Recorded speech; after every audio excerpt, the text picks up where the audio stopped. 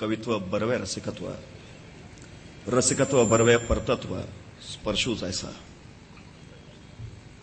ज्ञानदेवांच्या माऊलींच्या ज्ञानेश्वरीचा आरंभ याच ओवीनं झाला.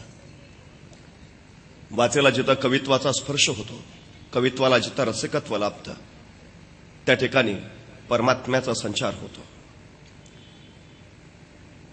ज्या मातीमध्ये माऊलींचे शब्द उमटले, ज्या मातीनं ईश्वराच्या शब्दमुद्रा झेलल्या, ज्या मातीनं ज्ञानाचे कुंभ पचवले,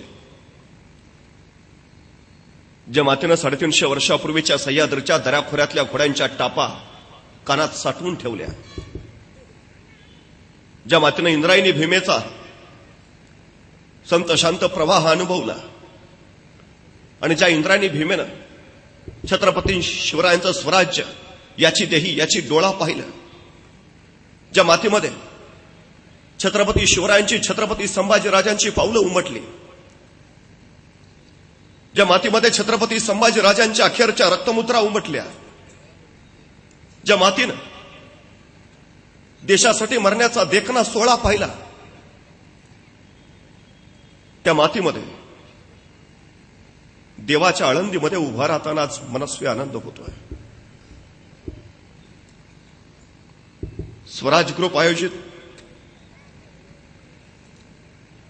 नरसिंह छत्रपती शिवाजी महाराजांच्या जयंतीनिमित्ताच्या या सोहळ्यासाठी उपस्थित असलेले सन्माननीय आमदार विलासरावजी लांडे पाटील,